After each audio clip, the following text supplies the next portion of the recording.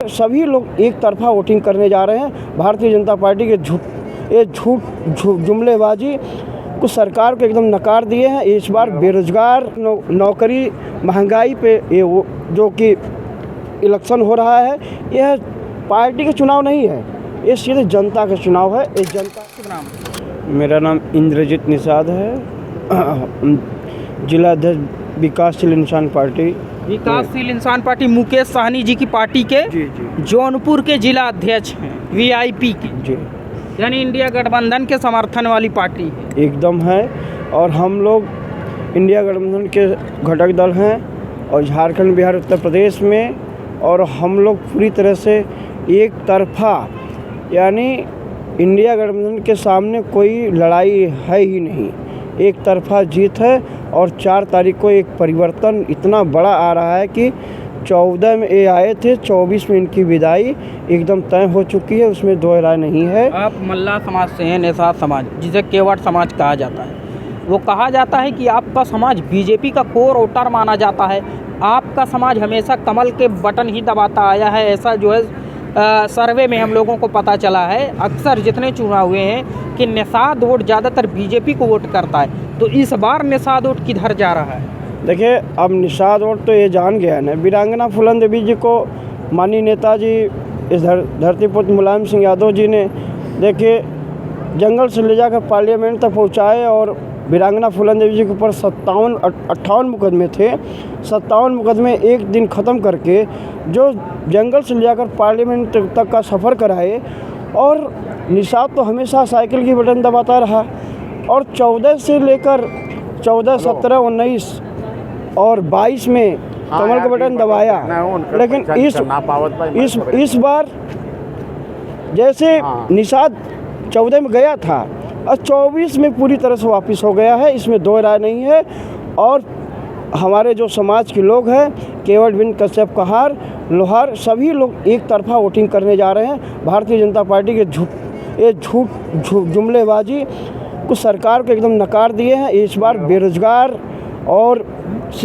बेरोजगार, नौकरी, महंगाई पे ये जो कि इलेक्शन हो रहा है, यह पार्टी का चुनाव नहीं है, ये सीधे जनता का चुनाव है। ये जनता ये निर्णय ले रही है, और 4 तारीख को आपको परिणाम खुद सामने आएगा, और कोई सामने नहीं लड़ रहा है। आप ही के समाज के संजय निषाद जी एनडीए के साथ हैं, बीजेपी के साथ हैं, मोदी जी के साथ हैं। संजय निषाद कह रहे हैं मोदी जी को तीसरी बार प्रधानमंत्री बनाएंगे, तो कैसे समझाएंगे अपने समाज को? संजय निषाद अपने बेटवा बिटिया के पतोहू के सांसद विधायक बनाने में लगा है। समाज के लिए वो क्या किए हैं, समाज उनका कुछ नहीं जानता है, और समाज को पूरा बेच दिए। और जो योगी मोदी को भगवान कहे, इसके पहले योगी मोदी को गाली देते थे, निषाद आरक्षण के नाम पे पार्टी बनी निषाद पार्टी।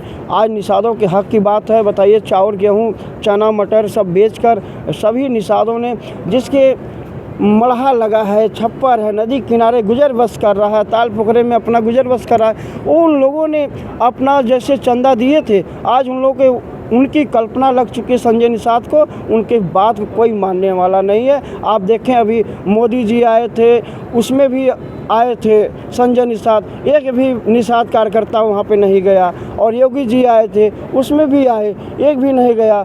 सुल्तानपुर में आए, उस जिस दिन अखिलेश यादव जी आए थे, उसी दिन संजय निषाद आए थे, एक भी कार्यकर्ता नहीं गया। समाज उनको नकार दिया है। संजय निषाद जो एजेंटगिरी कर रहे हैं, और इनका इस सरकार, इनका जो है कि जो आज भारतीय जनता पार्टी के पैसे रुपए से चल रहे हैं, अपने परिवार को आगे बढ़ा रहे हैं, समाज के साथ कुछ नहीं किए। समाज उनके साथ एकदम कतई नहीं है। समाज वीआईपी सुप्रीमो सन ऑफ मला मुकेश साहनी जी के साथ है, जो कि पार्टी के नाम पे न तो झंडा का पैसा लिया जाता है, न टोपी का पैसा लिया जाता है, 1 रुपया चंदा नहीं लिया जाता है।